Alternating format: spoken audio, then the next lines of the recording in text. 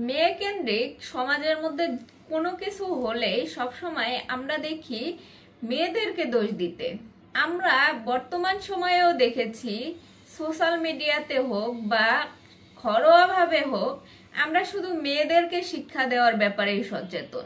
আমরা শুধু মেয়েরা কেমন পোশাক পরবে, কিভাবে বাইরে যাবে, কিভাবে নিজেদের আত্মরক্ষা করবে, এই সমস্ত বিষয়গুলা খুব করে আলোচনা শুনতেছি। সবাই এই দিকেই নজর দিতেছে যে একটা মেয়ের কিভাবে সেফটি থাকা যায়, একটা মেয়ে কিভাবে কিরকম পোশাক পরে বাইরে বের হবে, একটা মেয়ে সে বাইরে বের হওয়ার সময় তার সাথে সেফটি হিসেবে কি নেবে।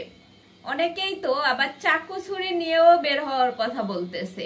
এই যে সমাজের অবস্থান, যেখানে মেয়েদেরকে শুধু প্রোটেক্ট করার নাম করে শুধু মেয়েদেরকে শিক্ষা দেওয়া হইতেছে, মেয়েরা তাদেরকে স্ট্রং হওয়ার কথা সবাই বলতেছে যে তোমরা স্ট্রং হও, তোমরা এর প্রতিবাদ করো, তোমরা এই করো সেই করো, তোমাদের পোশাক ঠিক করো, তোমাদের প্রতিবাদটা তোমরাই করো।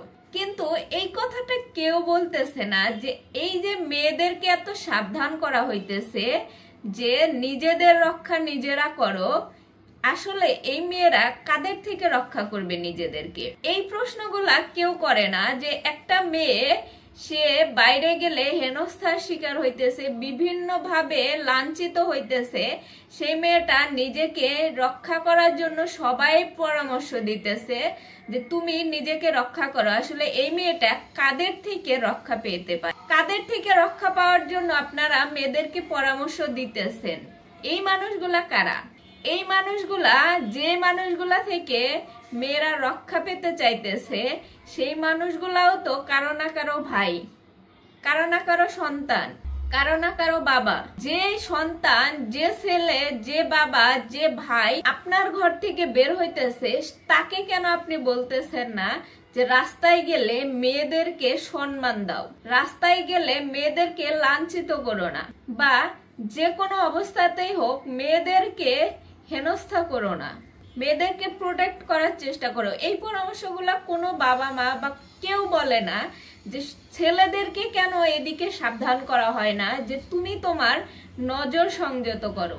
ছেলেদেরকে কখনোই বলা হয় না যে তুমি তোমার চরিত্র ঠিক করো। তুমি বাইরে যখন যাবে মেয়েদের দিকে এমন কোন নজরে তাকায়ও না যাতে একটা মেয়ে অসম্মানিত বোধ করে। ছেলেদেরকে কখনো এই শিক্ষাটা দেওয়া হয় না। সবসময় দেখি যে কোনো ইস্যু হলে মেয়েদেরকে সাবধান করা হয়। মেয়েরা আসলে কাদের থেকে সাবধান হবে? আপনার ছেলে, আপনার ভাই, আপনার স্বামী, আপনার বাবা, এরাও তো ছেলে মানুষ। কোনো না কোনো বাবার দ্বারা, কোনো না কোনো ভাইয়ের দ্বারা, কোনো না কোনো ছেলের দ্বারা, কোনো না কোনো স্বামীর দ্বারাই এই ঘটনাগুলো ঘটে, কোনো না কোনো পুরুষ দ্বারাই ঘটে। তাহলে পুরুষদের কেন সাবধান করা হয় না? পুরুষদের কেন বলা হয় না যে মেয়েদেরকে সম্মান দিতে শেখো, মেয়েদেরকে লাঞ্ছিত করো না, রাস্তাঘাটে গেলে নিজেরা মেয়েদেরকে সেফটি দেওয়ার চেষ্টা করো? শুধুমাত্র মেয়েরা ছেলেদের সাথে লড়াই করে যাবে। মেয়েদের কাজই হইতেছে যে যে কোনো ইস্যু আসুক মেয়েরা নিজেদের লড়াই নিজেরা লড়বে। আর কাদের সাথে লড়বে? আমাদের সমাজেরই বাবা, ভাই, ছেলে, এদের সাথে। সবাই মেয়েদেরকে সাবধান করে, অথচ ছেলেদেরকে কেউ কিছু বলে না। দুই একজনের মুখে শোনা গেলেও তাও ওই রকম ভাবে ছেলেদেরকে কখনো শাসানো হয় না যে তুমি তোমার জায়গাটা ঠিক রাখো, তাহলে একটা মেয়ে নিরাপদ। সবশেষে কথা হইতেছে যে যে কোনো দেশেরই আইন শৃঙ্খলা যদি ঠিক না হয়, সেই দেশের মধ্যে এরকম সামাজিকভাবে সচেতন করে, সামাজিকভাবে এইভাবে মানুষকে বলে বলে এসব ঠিক হবে না। আইন শৃঙ্খলা আগে ঠিক করতে হবে।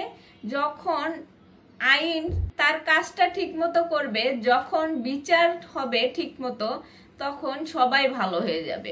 বিচার হয় না বলেই এই জিনিসগুলো এত বেড়ে গেছে। যখনই বিচার হবে, সুষ্ঠু বিচার সবাই পাবে, তখন সবাই সাবধান হয়ে যাবে। ভালো থাকবেন সবাই, সুস্থ থাকবেন। আল্লাহ হাফেজ।